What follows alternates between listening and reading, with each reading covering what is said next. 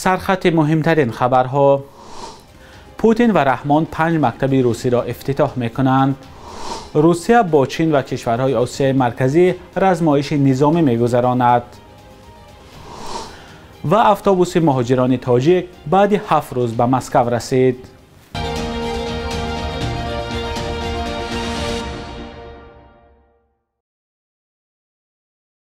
درود بیننده عزیز، برنامه نوید بامدادی است با آخرین خبرهای تاجیکستان و جهان. امروز 1 سپتامبر در تاجیکستان و بسیار کشورهای منطقه سال نو تحصیل آغاز می شود. خوانندگان مکتب و هم دانشجویان بعد قریب 3 ماه تعطیل امروز به درس می روند. در نظر است که امامعلی رحمان و ولادیمیر پوتین رهبران تاجیکستان و روسیه 5 مکتب روسی را در شهرهای گوناگون تاجیکستان افتتاح کنند. به نوشته رسانه‌های روسی، رهبران دو کشور مجازاً یا در شکل ویدیو کنفرانس مکتب‌ها را افتتاح می‌کنند. 5 مکتب روسی در شهرهای دوشنبه، خوجند، باختر، کولوب و ترسونزاده بنیاد شده. تعلیم در آنها بر اساس برنامه مکتب‌های روسیه صورت می‌گیرد. به گفته مقامات در هر یک از این مکتب‌ها زیاده از 1200 خواننده تحصیل می‌کنند. بنیاد مکتب‌های روسی انتقادهای را به میان آورده است، هرچند ساکنان می‌گویند طلبات به آنها زیاد است. در نظر است که امروز همچنین پرزیدنت امامعلی رحمان در مراسم افتتاح بنای اساسی دانشگاه دولتی طبی تاجیکستان شرکت کند. بنای نو در خیابان به نام ابوعلی ابن سینا و در روبروی بیمارخانه معروف به قریه بالا ساخته شده است. روسیه به دور نوبتی آزمایش نظامی که در آن تقریباً 50,000 سرباز اشتراک خواهد کرد آمادگی می‌بیند. در آزمایش‌ها که روز 1 سپتامبر شروع شده 1 هفته ادامه خواهند کرد، سربازان چین، هندوستان، لائوس، مغولستان، نیکاراگوآ، الجزایر، سوریه و همچنین نظامیان بلاروس، قزاقستان و قرقیزستان و تاجیکستان شرکت می‌کنند. نمایندگان وزارت دفاع روسیه گفتند این آزمایش‌ها خصوصیت دفاعی دارند و علیه یگان کشور مشخص نگرانیده نشده‌اند. به نوشته رسانه‌های روسیه، این مشق‌ها در منطقه سیبیر برگزار می‌شوند. حالا یک آگهی کوتاه از همکارم خیرامان بقازاده درباره ساعت‌های نو نشر برنامه‌های تلویزیونی رادیوی آزادی در یوتیوب، فیسبوک و وبسایت رادیوی آزادی و دیگر شبکه‌های اجتماعی. بیننده گرامی، ساعت پخش برنامه‌های تلویزیونی رادیوی آزادی از روز 1 اکتبر تغییر می‌یابد. از آن روز به بعد نوید بامدادی ساعت 9 صبح به وقت دوشنبه و ساعت 7 به وقت مسکو آغاز می‌یابد. لطفاً یادداشت کنید و به دوستانتان هم برسانید و با رادیوی آزادی بمانید. با از بین رفتن محدودیت‌های جاری شده به خاطر کرونا ویروس، حرکت اتوبوس‌ها میان تاجیکستان و روسیه زیاد شدند، ولی شکایت‌ها از کار اتوبوس‌های مسافربر میان دو کشور هم زیاد است.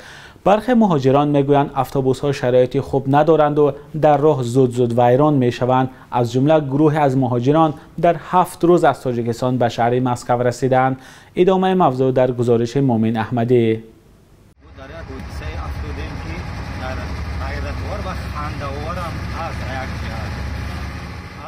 مهاجرانی که طریق اتوبوس 1 هفته پیش از دوشنبه به راه برآمده بودند به مسکو رسیدند. شرکت مسافرکشانی سفر با آنها وعده داده بود که در 3 روز آنها را به روسیه می‌رساند.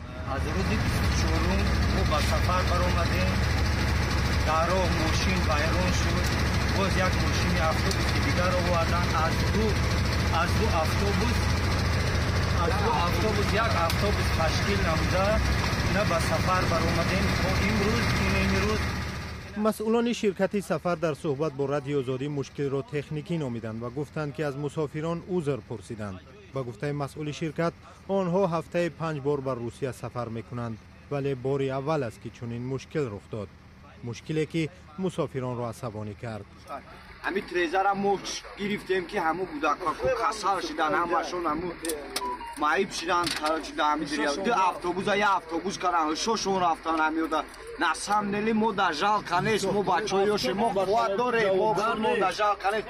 مهاجران سفر طریق اتوبوس به روسیه را به خاطر ارزانی چیپته انتخاب میکنند. نرخ چیپته اتوبوس از دوشنبه تا مسکو تا 1,500 سامانی ارزش دارد که نسبت به قطار و هواپیما ارزان تر است. بیننده عزیز، اگر شما هم به این حالت دچار شدید می توانید به ما نویسید. کمیسریت عالی سازمان ملل در امور گریزگان برای تاجیکستان در حجم $700,000 یاری بشردوستانه رساند. طبق خبرنامه کمیسریت از این مبلغ قریب 467,000 دلارش برای کمیته حالتهای فوق‌العاده و باقی برای کمک به مکتب و بیمارخانه ها در شهر وحدت و ناحیه رودکی پیش بینی شده است. به اطلاع منبع این مبلغ از طرف حکومت ژاپن بوده از طریق کمیسریت عالی سازمان ملل در امور گریزگان به تاجیکستان داده می شود.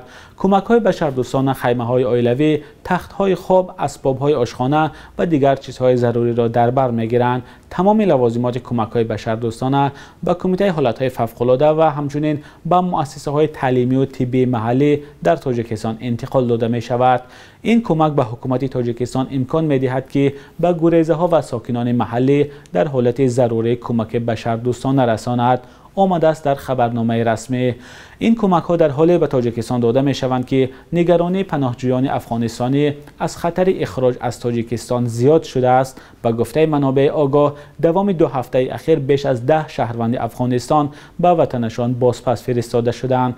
این کار نگرانی کمیسریت عالی سازمان ملل در امور گریزگان را به میان آورد، اما مقامات تا حال یگان شرح ندادند. حکومت تاجیکستان برای حفظ بیشتر سر دولتی برنامه مخصوص را تا سال 2026 قبول کرده. برای اجرای آن زیاده از 15 میلیون سامانی یا 1.5 میلیون دلار جدا کرده است. این سند را وزارت عدلیه تاجیکستان روز 30 آگوست به نشر رساند. در شرح ضرورت قبول برنامه گفتند رشد فناوری‌های نو دسترسی را به سری دولتی برای کشورهای خارجی آسان کرده است و از این رو تاجیکستان را ضرور است که نظام‌های تکنیکی حمایت اطلاع مخفی را استوار کند. گفته می شود اسباب و تجهیزات و فناوری‌های مرکز حمایت تکنیکی اطلاعات در تاجیکستان هنوز سال 2004 خریده شدند، کهنه بوده، برای نوسازی ضرورت پیش آمده است.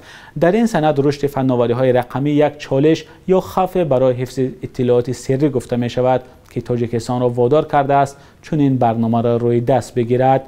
طبق این برنامه حکومت نیت دارد تجهیزات و فناوری‌های نوین اطلاعاتی را دسترس کند.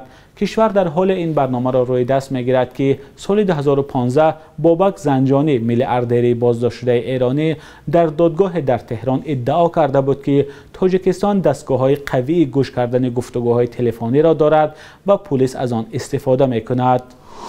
بخش یک روز تاریخ را همکارم خیرمان بقازاده تقدیمتان می‌کند که مهمترین تحولات تاریخی در روز 1 سپتامبر را فرا می‌گیرد.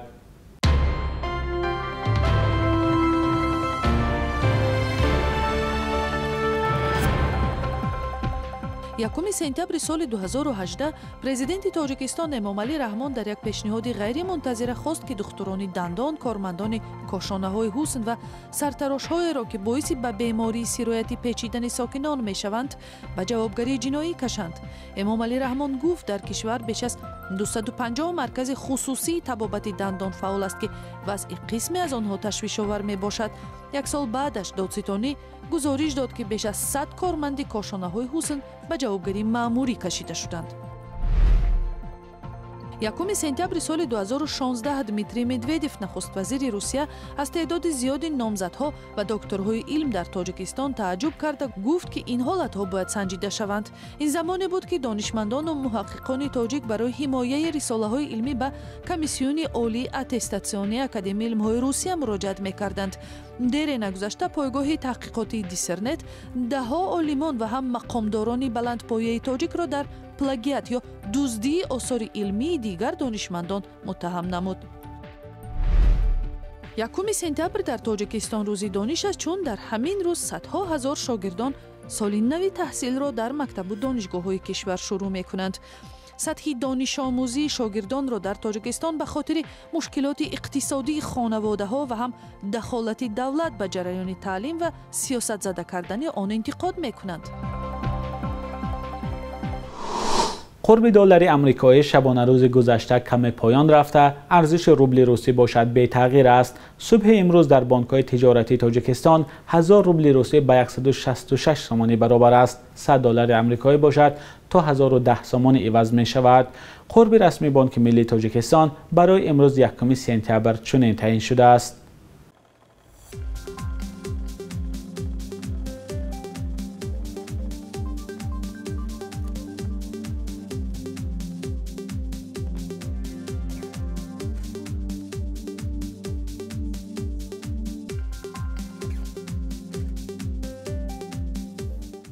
بینندگان گرامی، به پایان برنامه نوید بامدادی رسیدیم. روز و روزگارتان خوش.